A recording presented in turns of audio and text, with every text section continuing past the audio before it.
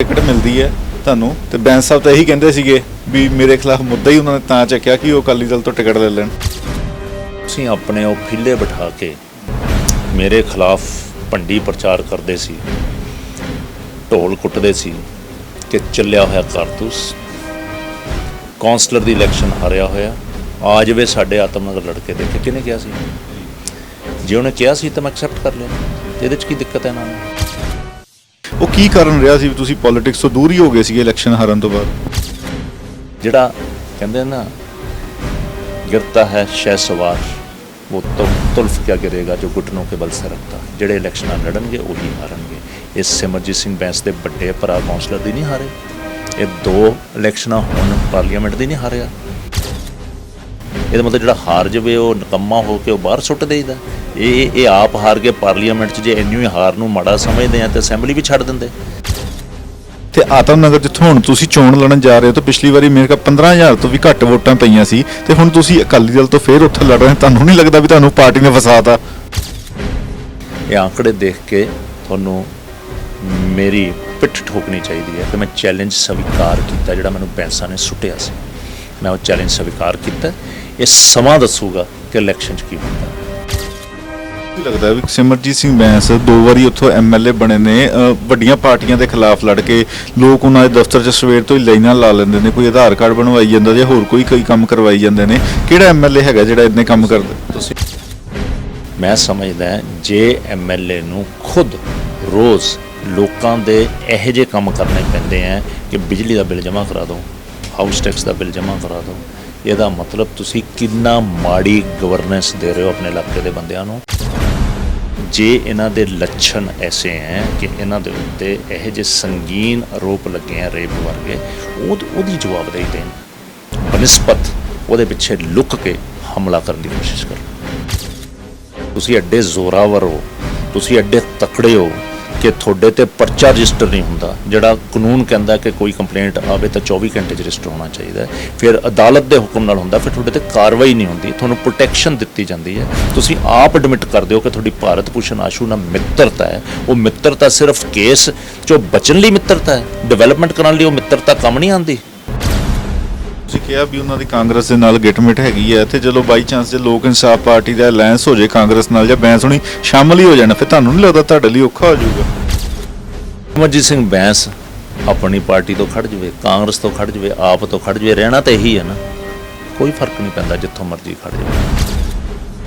ਬੀਤੇ ਦਿਨੀ ਸ਼੍ਰੋਮਣੀ ਅਕਾਲੀ ਦਲ ਵੱਲੋਂ 64 ਉਮੀਦਵਾਰਾਂ ਦੀ ਲਿਸਟ ਜਾਰੀ ਕੀਤੀ ਜਾਂਦੀ ਹੈ, ਜਿਨ੍ਹਾਂ ਦੇ ਵਿੱਚ ਇੱਕ ਨਾਮ ਲੁਧਿਆਣਾ ਦੇ ਮੰਨੇ ਪ੍ਰਮੰਨੇ ਐਡਵੋਕੇਟ ਹਰੀਸ਼ ਰਾਏ ਢਾਂਡਾ ਜੀ ਦਾ ਵੀ ਹੈ। ਹਰੀਸ਼ ਰਾਏ ਢਾਂਡਾ ਜੀ ਬੀਤੇ ਕੁਝ ਮਹੀਨਿਆਂ ਤੋਂ ਇਸ ਕਰਕੇ ਵੀ ਸੁਰਖੀਆਂ ਦੇ ਵਿੱਚ ਨੇ ਕਿਉਂਕਿ ਲੋਕ ਇਨਸਾਫ ਪਾਰਟੀ ਦੇ ਮੁਖੀ ਤੇ ਵਿਧਾਇਕ ਸਿਮਰਜੀਤ ਸਿੰਘ ਬੈਂਸ ਦੇ ਖਿਲਾਫ ਸ਼ਾਇਦ ਇੰਨਾ ਕੋਈ ਨਹੀਂ ਬੋਲਿਆ ਹੋਊਗਾ ਤੇ ਜਿੱਦਾਂ ਹਰੀਸ਼ ਰਾਏ ਢਾਂਡਾ ਸਾਹਿਬ ਨੇ ਉਹਨਾਂ ਦੀ ਖਿਲਾਫ ਮੁੱਦੇ ਵੀ ਚੱਕਿਆ ਜਿਹੜਾ ਹੈ ਰੇਪ ਦਾ, ਤੇ ਉਸ ਤੋਂ ਬਾਅਦ ਕਾਨੂੰਨੀ ਲੜਾਈ ਵੀ ਲੜ ਰਹੇ ਨੇ। ਤੇ ਅੱਜ ਸਾਡੇ ਨਾਲ ਗੱਲਬਾਤ ਕਰਦੇ ਨੇ।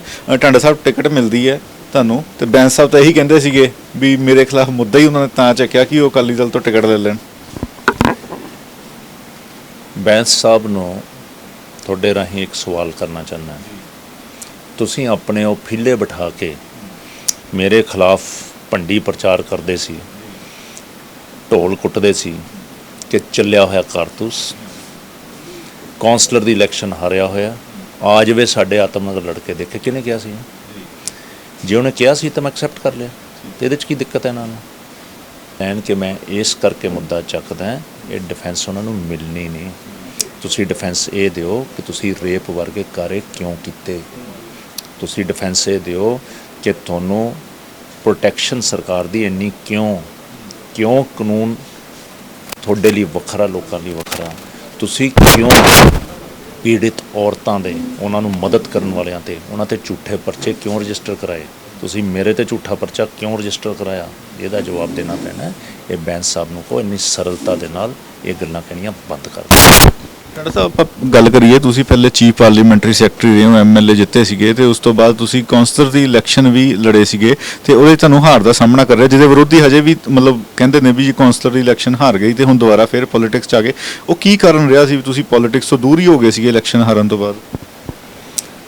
ਦੇਖੋ, ਹਾਲਾਤ ਇਹ ਸੀ ਕਿ ਮੈਂ ਐਮਐਲਏ ਤੋਂ ਅਸਤੀਫਾ ਦਿੱਤਾ ਮੈਨੂੰ ਉਸ time chairman public service commission ਦਾ ਸਰਕਾਰ ਨੇ ਫੈਸਲਾ ਲਿਆ, ਜਿਹੜਾ ਮੇਰੇ ਖਿਲਾਫ ਇੱਕ ਹਾਈ ਕੋਰਟ ਦੇ ਵਿੱਚ ਕੇਸ ਕਰਕੇ ਉਸ ਤੋਂ ਰੋਕ ਲਈ ਗਈ, ਜਿਹੜਾ ਕੇਸ ਅਲਟੀਮੇਟਲੀ ਸੁਪਰੀਮ ਕੋਰਟ ਤੋਂ ਜਿੱਤਿਆ। ਉਹਦੇ ਬਾਅਦ ਮੈਂ ਕੌਂਸਲਰ ਦੀ ਇਲੈਕਸ਼ਨ ਲੜਿਆ ਅਤੇ ਮੈਂ ਉਹ ਵਾਰਡ ਲੜਿਆ ਜਿਹੜਾ 6000 ਤੋਂ ਹਮੇਸ਼ਾ ਅਸੀਂ ਪਿੱਛੇ ਰਹਿੰਦੇ ਹਾਂ, ਅਤੇ ਉੱਥੇ ਠੀਕ ਹੈ ਮੈਂ ਹਾਰਿਆ 200 ਵੋਟਾਂ 'ਤੇ, ਮੈਂ ਕਬੂਲ ਕਰਦਾ ਹਾਂ ਹਾਰ ਹੈ।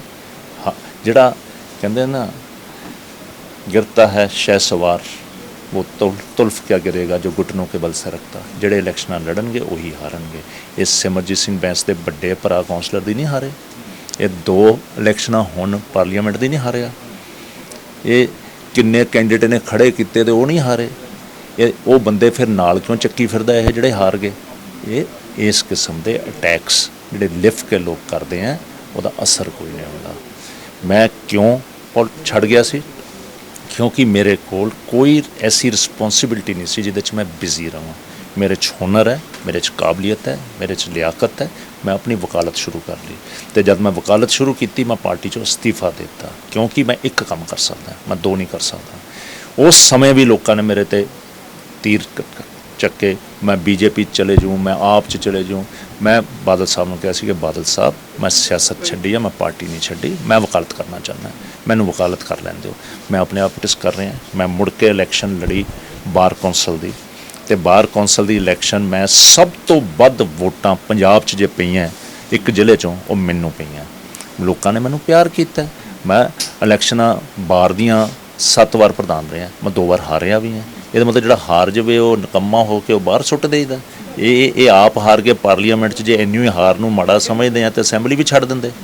ਸੋ ਇਹ ਗੱਲਾਂ ਦਾ ਕੋਈ ਫਾਇਦਾ ਨਹੀਂ ਹੈ। ਸ਼੍ਰੋਮਣੀ ਅਕਾਲੀ ਦਲ ਦੀ ਜਿਹੜੀ ਹੈ ਲੁਧਿਆਣਾ ਦੇ ਵਿੱਚ ਕਦੀ ਵੀ ਸਥਿਤੀ ਇੰਨੀ ਵਧੀਆ ਨਹੀਂ ਰਹੀ। ਪਿਛਲੀ ਵਾਰੀ ਜਦੋਂ ਆਪਾਂ ਗੱਲ ਕਰੀਏ 17 ਦੀ ਇਲੈਕਸ਼ਨਾਂ 'ਚ ਕੋਈ ਸੀਟ ਵੀ ਨਹੀਂ ਆਈ ਸ਼ਹਿਰ ਦੇ ਵਿੱਚ, ਤੇ ਆਤਮ ਨਗਰ ਜਿੱਥੋਂ ਹੁਣ ਤੁਸੀਂ ਚੋਣ ਲੜਨ ਜਾ ਰਹੇ ਹੋ ਤਾਂ ਪਿਛਲੀ ਵਾਰੀ ਮੇਰੇ ਕੋਲ 15000 ਤੋਂ ਵੀ ਘੱਟ ਵੋਟਾਂ ਪਈਆਂ ਸੀ, ਤੇ ਹੁਣ ਤੁਸੀਂ ਅਕਾਲੀ ਦਲ ਤੋਂ ਫਿਰ ਉੱਥੇ ਲੜ ਰਹੇ, ਤੁਹਾਨੂੰ ਨਹੀਂ ਲੱਗਦਾ ਵੀ ਤੁਹਾਨੂੰ ਪਾਰਟੀ ਨੇ ਫਸਾਤਾ?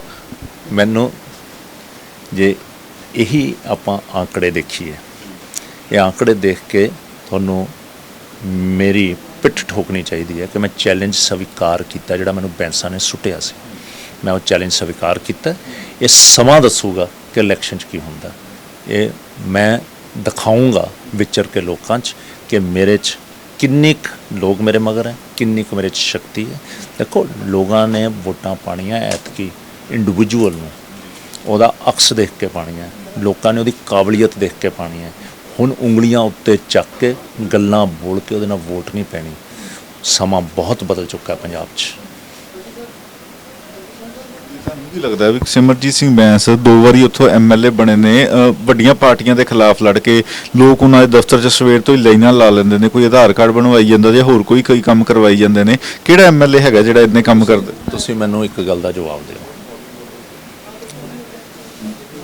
ਮੈਂ ਸਮਝਦਾ ਜੇ MLA ਨੂੰ ਖੁਦ ਰੋਜ਼ ਲੋਕਾਂ ਦੇ ਇਹੋ ਜਿਹੇ ਕੰਮ ਕਰਨੇ ਪੈਂਦੇ ਹੈ ਕਿ ਬਿਜਲੀ ਦਾ ਬਿੱਲ ਜਮ੍ਹਾਂ ਕਰਾ ਦਿਓ, ਹਾਊਸ ਟੈਕਸ ਦਾ ਬਿੱਲ ਜਮ੍ਹਾਂ ਕਰਾ ਦਿਓ, ਇਹਦਾ ਮਤਲਬ ਤੁਸੀਂ ਕਿੰਨਾ ਮਾੜੀ ਗਵਰਨੈਂਸ ਦੇ ਰਹੇ ਹੋ ਆਪਣੇ ਇਲਾਕੇ ਦੇ ਬੰਦਿਆਂ ਨੂੰ।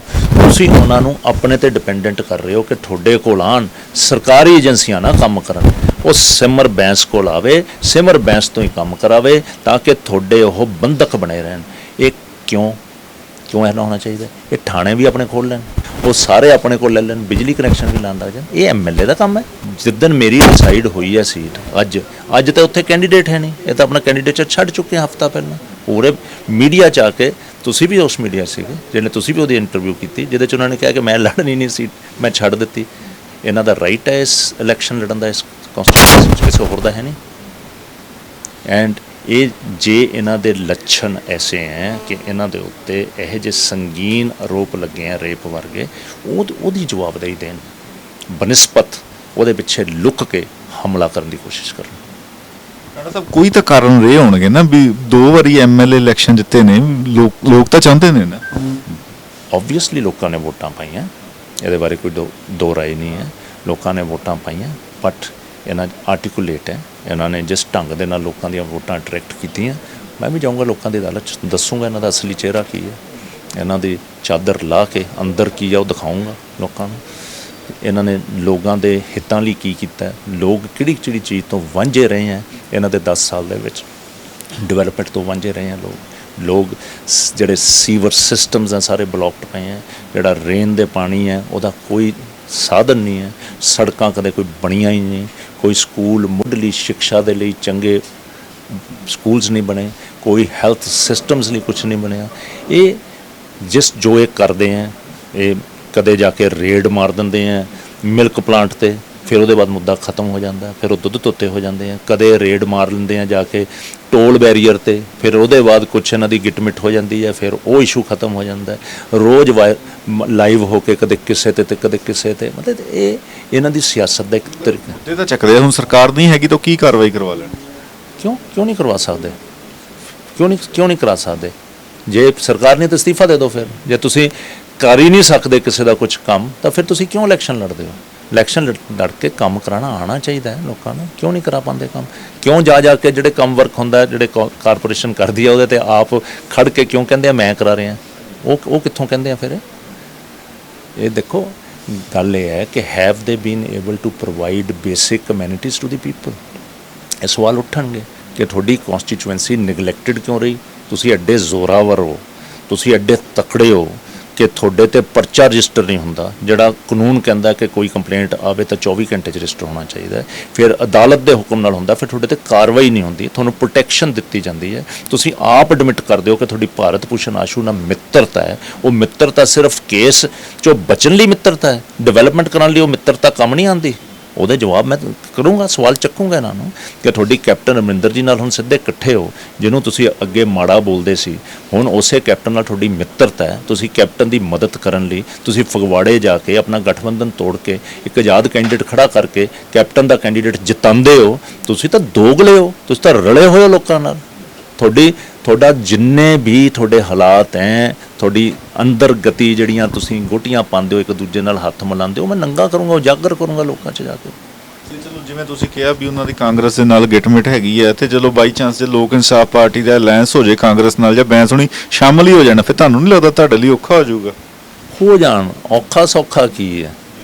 ਦੇਖੋ, ਸਿਮਰਜੀਤ ਸਿੰਘ ਬੈਂਸ ਆਪਣੀ ਪਾਰਟੀ ਤੋਂ ਖੜ ਜਾਵੇ, ਕਾਂਗਰਸ ਤੋਂ ਖੜ ਜਾਵੇ, ਆਪ ਤੋਂ ਖੜ ਜਾਵੇ, ਰਹਿਣਾ ਤਾਂ ਇਹੀ ਹੈ ਨਾ, ਕੋਈ ਫਰਕ ਨਹੀਂ ਪੈਂਦਾ ਜਿੱਥੋਂ ਮਰਜ਼ੀ ਖੜ ਜਾਵੇ। ਤੁਹਾਡਾ ਸਾਹਿਬ ਆਤਮ ਨਗਰ ਦੇ ਵਿੱਚ ਹੁਣ ਤੁਸੀਂ ਚੋਣ ਲੜਨੀ ਹੈ ਤੇ ਬੈਂਸ ਨਾਲ ਤੁਹਾਡਾ ਮੁਕਾਬਲਾ ਹੋਣਾ। ਹਾਲਾਂਕਿ ਕਾਂਗਰਸ ਦੇ ਵੀ ਕੈਂਡੀਡੇਟ ਹੋਣਗੇ, ਆਮ ਆਦਮੀ ਪਾਰਟੀ ਦੇ ਵੀ ਹੋਣਗੇ, ਬੀਜੇਪੀ, ਪਰ ਮੇਨ ਮੁੱਦਾ ਤਾਂ ਜਿਹੜਾ ਇਹੀ ਰਹੂਗਾ ਵੀ ਬੈਂਸ ਨੂੰ ਰੇਪ ਦਾ ਪਰਚਾ ਦਰਜ ਹੁੰਦਾ ਤੇ ਅਰੈਸਟ ਨਹੀਂ ਹੁੰਦਾ, ਕਿਉਂਕਿ ਹੁਣ ਤੱਕ ਤਾਂ ਤੁਸੀਂ ਇਹੀ ਮੁੱਦਾ ਚੱਕਦੇ ਹੋ ਤੇ ਉਹ ਆਰੋਪ ਲਾਉਂਦੇ ਨੇ। ਮੁੱਦਾ ਇਹ ਨਹੀਂ ਹੈ ਕਿ ਬੈਂਸ ਅਰੈਸਟ ਨਹੀਂ ਹੁੰਦਾ, ਮੁੱਦਾ ਇਹ ਨਹੀਂ ਹੈ ਕਿ ਬੈਂਸ ਰੇਪਿਸਟ ਹੈ, ਮੁੱਦਾ ਇਹ ਨਹੀਂ ਕਿ ਬੈਂਸ ਦਾ ਕੇਸ ਨਹੀਂ ਰਜਿਸਟਰ ਹੁੰਦਾ। ਮੁੱਦਾ ਇਹ ਹੈ ਕਿ ਲਾਅ ਐਂਡ ਆਰਡਰ ਇੰਨਾ ਜ਼ਿਆਦਾ ਗਿਰ ਕਿਉਂ ਗਿਆ, ਲੋਕਾਂ ਨੂੰ ਸਹਿਜੇ ਇਨਸਾਫ ਕਿਉਂ ਨਹੀਂ ਮਿਲਦਾ। ਲਾਅ ਇਹ ਹੈ। ਮੁੱਦਾ ਇਹ ਹੈ ਕਿ ਸੁਪਰੀਮ ਕੋਰਟ ਦੇ ਆਦੇਸ਼ ਹੈ ਉਹਦੀ ਪਾਲਣਾ ਕਿਉਂ ਨਹੀਂ ਹੁੰਦੀ। ਮੁੱਦਾ ਇਹ ਹੈ ਕਿ ਲੋਕਾਂ ਦੇ ਜਿਹੜੇ ਰਾਈਟ ਹੈ ਉਹ ਰਾਈਟਸ ਉਹਨਾਂ ਤੋਂ ਖੋਏ ਕਿਉਂ ਜਾਂਦੇ ਆ, ਕਿਉਂ ਨਹੀਂ ਮਿਲਦੇ। ਮੁੱਦਾ ਇਹ ਹੈ। ਮੁੱਦਾ ਇਹ ਨਹੀਂ ਹੈ ਕਿ ਬੈਂਸ ਇਜ਼ ਰੇਪਿਸਟ, ਮੁੱਦਾ ਇਹ ਹੈ ਕਿ ਇੱਕ ਰੇਪ ਪੀੜਿਤ ਜਾਂਦੀ ਹੈ ਤਾਂ ਉਹਦਾ ਕੇਸ ਕਿਉਂ ਨਹੀਂ ਰਜਿਸਟਰ ਹੁੰਦਾ। ਇਹ ਮੁੱਦਾ ਹੈ। ਇਹ ਮੁੱਦਾ ਰੈਲੇਵੈਂਟ ਰਹੂਗਾ। ਮੈਂ ਲੋਕਾਂ ਨੂੰ ਵਿਸ਼ਵਾਸ ਦਿਵਾਉਂਗਾ ਕਿ ਜੇ ਮੈਂ ਇਲੈਕਟ ਹੁੰਦਾ, ਮੈਂ ਘਾਲਣਾ ਕਰੂੰਗਾ ਕਿ ਲੋਕਾਂ ਨੂੰ ਇਨਸਾਫ ਸਹਿਜੇ ਮਿਲੇ, ਬਿਨ ਸਿਫਾਰਿਸ਼ ਮਿਲੇ, ਬਿਲ MLA ਦੀ ਦਲੀਜ ਤੇ ਜਾਏ ਬਿਨਾ ਮਿਲੇ। MLA ਦੀ ਦਲੀਜ ਤੇ ਜਾਣਾ ਮੈਂ ਚਾਹੂੰਗਾ, ਲੋਕਾਂ ਦਾ ਮਾੜਾ ਸ਼ਾਸਨ ਹੈ ਤਾਂ ਲੋਕ ਜਾਂਦੇ ਹੈ। ਲੋਕ MLA ਕੋਲ ਜਾਏ ਬਿਨਾ ਸਾਰੇ ਕਾਰਜ ਆਪਣੇ ਸਰਕਾਰੀ ਏਜੰਸੀਆਂ ਤੋਂ ਸਹਿਜੇ ਕਰਾਉਣ, ਬਿਨਾ ਰਿਸ਼ਵਤ ਕਰਾਉਣ, ਲੋਕਾਂ ਦੀ ਸਰਲਤਾ ਹੋਵੇ ਆਪਣੇ ਹੱਕ ਕਰਾਉਣ ਦੀ। ਇਹ ਸਿਸਟਮ ਕ੍ਰੀਏਟ ਕਰਾਉਣ ਦਾ ਮੈਂ ਵਾਅਦਾ ਲੋਕਾਂ ਨੂੰ ਕਰੂੰਗਾ। ਡਿਵੈਲਪਮੈਂਟ ਜਿਹੜੀ ਸਸਟੇਨਡ ਹੋਵੇ, ਜਿਹੜੀ ਡਿਵੈਲਪਮੈਂਟ ਸਿੰਕਰੋਨਾਈਜ਼ ਹੋ ਕੇ ਕਿਸੇ ਦੇ ਨਾਲ ਵਿਤਕਰਾ ਨਾ ਹੋਵੇ। ਇਹ ਮੇਰੇ ਮੁੱਦੇ ਰਹਿਣਗੇ। ਇਹ ਮੁੱਦਾ ਰੇਪ, ਇਟਸ ਅਪ ਟੂ, ਇਹ ਮੁੱਦਾ ਉਹਨਾਂ ਨਾਲ ਹੈ, ਉਹਨਾਂ ਦੀ ਆਤਮਾ ਨਾਲ। ਉਹ ਦੱਸਣ ਲੋਕਾਂ ਨੂੰ ਕਿ ਕਿਉਂ ਰੇਪ ਕੇਸ 'ਚ ਇਨਵੋਲਵ ਹੈ। ਮੇਰਾ ਮੁੱਦਾ ਨਹੀਂ ਹੈ। ਬਹੁਤ ਮਿਹਰਬਾਨੀ ਸਾਡੇ ਨਾਲ ਗੱਲਬਾਤ ਕਰਨ ਲਈ। ਤਾਂ ਇਹ ਸਨ ਐਡਵੋਕੇਟ ਹਰੀਸ਼ ਰਾਏ ਢਾਂਡਾ ਜੀ, ਜਿਨ੍ਹਾਂ ਨੇ ਕਿਹਾ ਕਿ ਜ਼ਰੂਰ ਕਿਉਂਕਿ ਉਹਨਾਂ ਦਾ ਮੁਕਾਬਲਾ ਸਿਮਰਜੀਤ ਸਿੰਘ ਬੈਂਸ ਨਾਲ ਹੈ, ਲੇਕਿਨ ਇਹ ਮੁੱਦਾ ਨਹੀਂ ਰਹੂਗਾ ਵੀ ਸਿਮਰਜੀਤ ਜਿਹੜੇ ਨਿੱਜੀ ਅਟੈਕ ਹੈ ਉਹ ਬੇਸ਼ੱਕ ਨਹੀਂ ਹੋਣਗੇ, ਲੇਕਿਨ ਇਹ ਮੁੱਦਾ ਰਹੂਗਾ ਵੀ ਕਾਨੂੰਨ ਜਿਹੜਾ ਹੈ ਉਹ ਇਨਸਾਫ ਕਿਉਂ ਨਹੀਂ ਹੋ ਰਿਹਾ। ਬਾਕੀ ਆਮ ਲੋਕਾਂ ਵਾਸਤੇ ਕਾਨੂੰਨ ਹੋਰ ਕਿਉਂ ਹੈ ਤੇ ਇੱਕ ਵਿਧਾਇਕ ਵਾਸਤੇ ਕਾਨੂੰਨ ਹੋਰ ਕਿਉਂ ਹੈ। ਤਾਂ ਵਧੇਰੇ ਅਪਡੇਟ ਲਈ ਸਾਡੇ ਨਾਲ ਜੁੜੇ ਰਹੋ। ਕੈਮਰਾਮੈਨ ਸਤਵੰਤ ਮਠਾੜੂ ਦੇ ਨਾਲ ਅਮਰਪ੍ਰੀਤ ਸਿੰਘ ਮੱਕੜ, ਲੁਧਿਆਣਾ ਟਾਈਮਸ।